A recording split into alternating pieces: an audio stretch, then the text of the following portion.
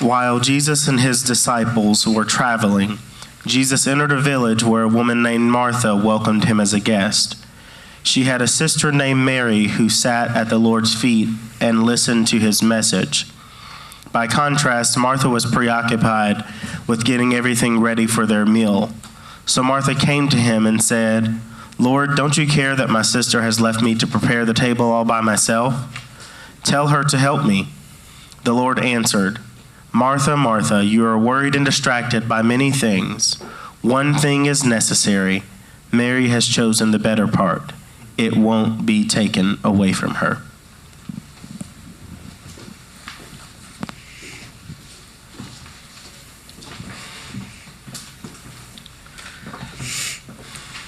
So I have this list. It's a list that I choose not to bring out perhaps as often as I should, for it is a list of challenges and shortcomings. It's a list of my mistakes and misjudgments and character flaws. And frankly, it's a list that I wish was not quite as long as it is. And yet today's scripture encourages me to just pull the list out and reflect upon it. Today's scripture indeed is one of those that hits this pastor right between the eyes, which might make you wonder why I chose to use it this morning. Our story starts as Jesus and his disciples went on their way. Jesus entered into a certain village. Now, this introductory sentence, those of you who've been around me a while know I like to break this scripture down. And the introductory sentence gives us two clues. First, Jesus and his disciples were on their way somewhere, and we find the answer to that question in the last chapter, chapter 9. It says that Jesus intently set his face to go to Jerusalem. We could gloss over that detail, but it is an important detail, for the significance here is that Jesus was on his way to Jerusalem, which you might know means that Jesus was on his way to the cross. He was on his way to die. For that sort of puts a spin on everything else that will follow. Second, where was this certain village that Jesus entered? Well, Luke doesn't tell us, but the Gospel of John tells us that the name of the village was Bethany, and that Bethany was, in fact, near Jerusalem. And we know further from John's writing that Martha and Mary have a brother, Lazarus, and that shortly before Jesus' death, Jesus had this miraculous encounter with Lazarus, raising Lazarus from an old life to a new one in one form or another. And so it seems that we can safely assume that this drop by Jesus in Martha and Mary's home wasn't just this random thing. No, indeed, it seems like that it was just like we would stop and see a friend on our way through town.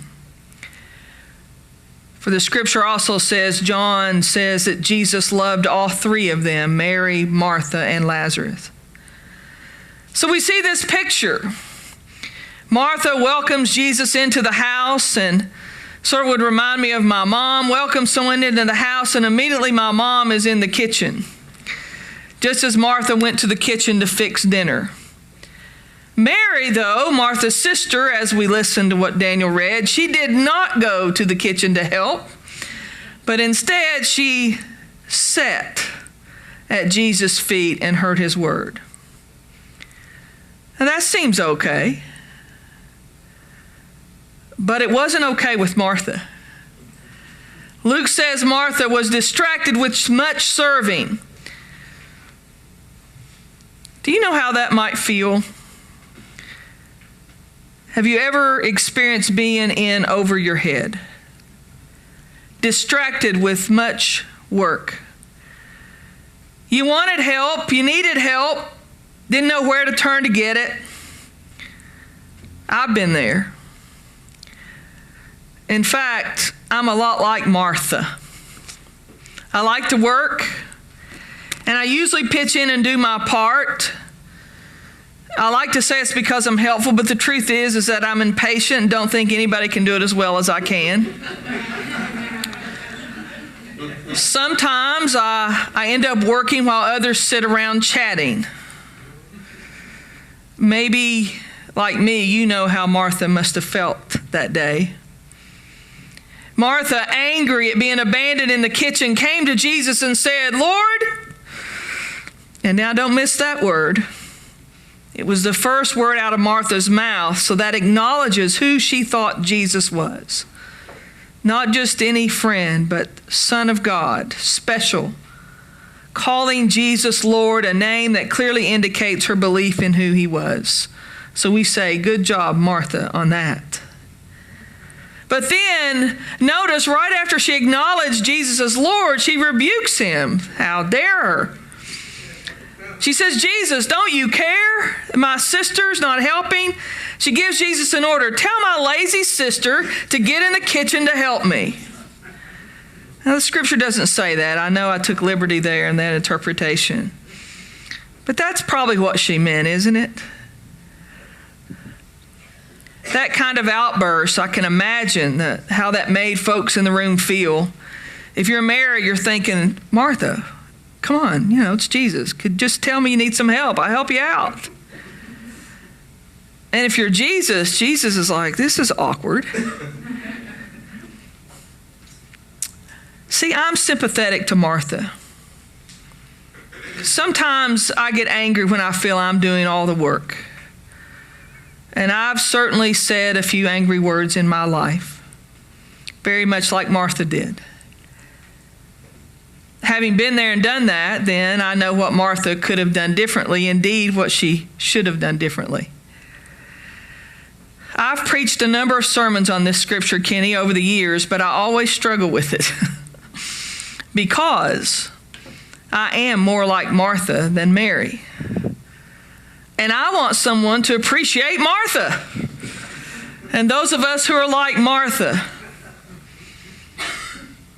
And as I continued studying for this morning, it suddenly occurred to me how Mary's relationship and her focus on her relationship with Jesus was so right, and how Martha's anger was so disruptive.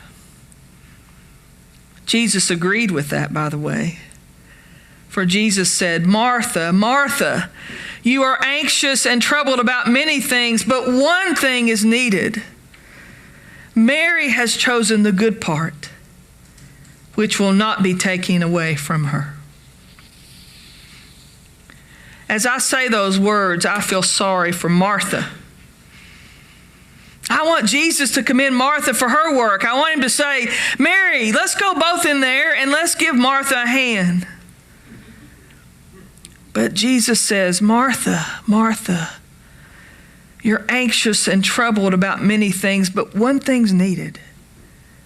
And Mary has chosen the better part." Is there anything in this story for us this morning, friends? I believe there is. We are such busy people, and we live in such a busy world. It is so easy to miss the important things. The story of Martha and Mary here tells us that there's a value in sitting, in listening, in learning, and in loving. Like Martha, so many times we think that the important thing is doing, but Jesus teaches us to just sometimes sit and listen and learn and love. It's been a tough year for Brenda and I.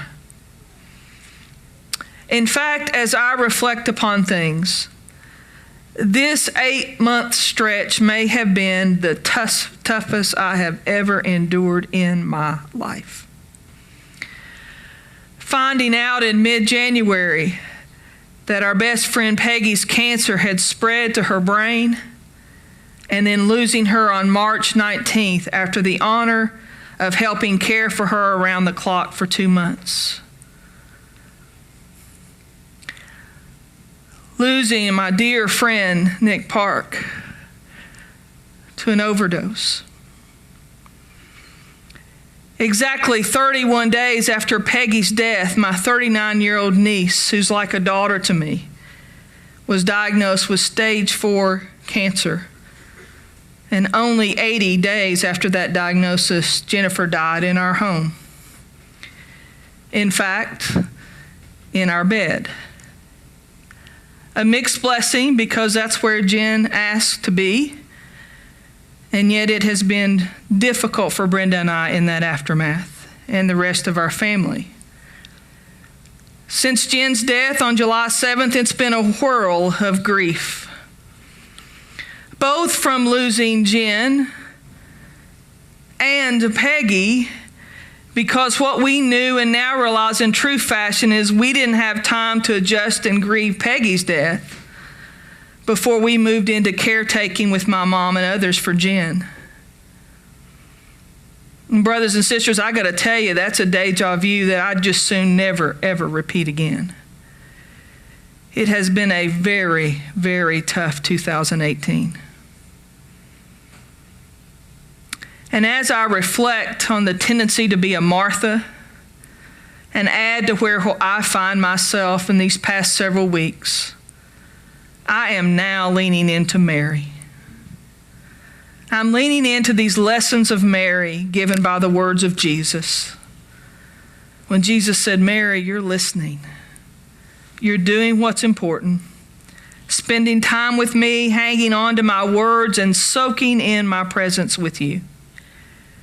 Which again, remember friends, was especially important on this visit because this would be Jesus' last visit with them. The next time they see Jesus may have been as his crucifixion. We don't know for sure who was there to watch Jesus die, but from reading and studying all of the 4 gospel accounts, they all say that, quote, many women watch from a distance. And more than one Mary is mentioned specifically. So we don't know whether it was this Mary and Martha, if they were there when Jesus died, but what we know for sure is that this visit, this stop and visit by Jesus with Martha and Mary was an important visit. It was the last time they would hear Jesus' voice. It's the last lesson they would learn firsthand. It's the last time they'd feel his physical presence without any doubts. I know what it felt like in those last days with Peggy and Jen. It was a plethora of emotions. So difficult knowing what was coming around the bend and seeing them slip away bit by bit, day by day, indeed hour by hour. And yet, opportunities to say anything and everything that seemed most important and not leaving any stone unturned or any gesture or words unresolved. It wasn't important how the house looked, messy or not. It wasn't important if food was in the kitchen or not. Any of the other trivial things that I sometimes get so caught up about just didn't matter. Those trivial things were so unimportant. But the time we had left to spend with our precious loved ones, that was the good part. That is the part that can never be taken from us. Now listen, I fully realize the temptation here. And I'll just bet at one point in your life or another, maybe even now, you've been right here with me. See, we go through these life checkpoints, don't we? And we seemingly learn lessons only to return to life as normal. I know that my Martha tendencies won't magically disappear just because I've had a tough 8 months. And just because I've lost 2 people so incredibly close and important to me. Indeed, even as I prepared to return back to the pulpit this morning, my tendency was to jump right in, start doing my spreadsheets, Brenda and Kenny, send them to you, prepare for weeks ahead. It's not that there's a problem with that. I'm sure they're going to appreciate at some point me kicking back in and doing some planning. But honestly, as I literally got out and sorted everything out to begin doing that, I heard this voice. This voice telling me that I needed to listen to the sermon I was preparing for this morning. The things that matter to my spiritual being. The things that matter to the spiritual depth of our church family. You see, friends, I could change one letter from a T to an S, and it will eerily read, Marcia, Marcia, you are anxious and troubled about many things, but one thing is needed, and Mary has chosen the better part. So as I return this morning as your pastor, I ask for your prayers as I attempt a better balance of being versus doing, a better way of listening before acting, which will not only go a long way towards self-care, but it should make me a better person, a better wife, a better daughter, and a better aunt, and a friend, and a better pastor, who's clinging to the good things that can't be taken away by tragedies like death or unimportant things like trivial critiques from those who are acting a whole lot more like Martha. Friends, the truth is, whether we're at home or at work or at school, our call and indeed our challenge is to take moments to look around and find the blessings. Take moments to thank God for giving us another day. To sit at God's feet for just a moment. To be quiet amidst this crazy world. To treasure the moments we have with one another, with those we love, and with those we need to love. The truth is, we live in a Martha world. But perhaps we should take some time to be Mary for just a bit. For Jesus tells us that's the one thing that's needed. Jesus says, time with God, that's the good thing. That's the good part. That cannot be taken away. If we believe that and we take that advice, then I think our guest services will be much more like Mary and much less like Martha. Sure, there might be less work in the kitchen. I'll welcome that. And there might be less food to go around. But I'm reminded of this, friends. The same person who gave us this advice turned loaves and fish into food for thousands. So it's my guess that when we take time to savor time with the living God, known best to us as Christians, in the life and example of Jesus, there's going to be plenty to go around.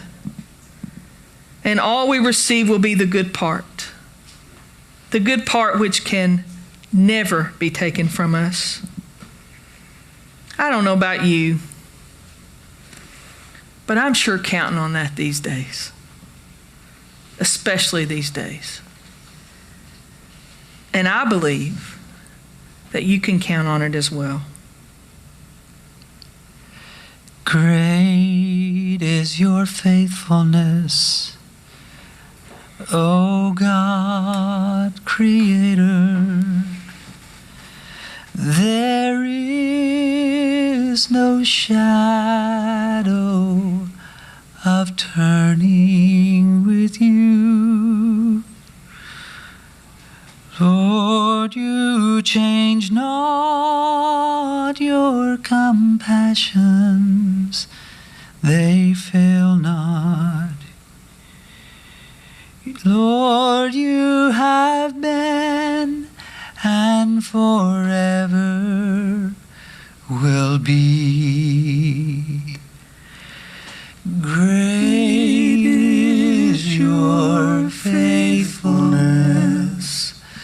Great is your faithfulness. Morning by morning, new mercies I see. All I have needed, your hand has provided. Great is your faithfulness, God, unto me.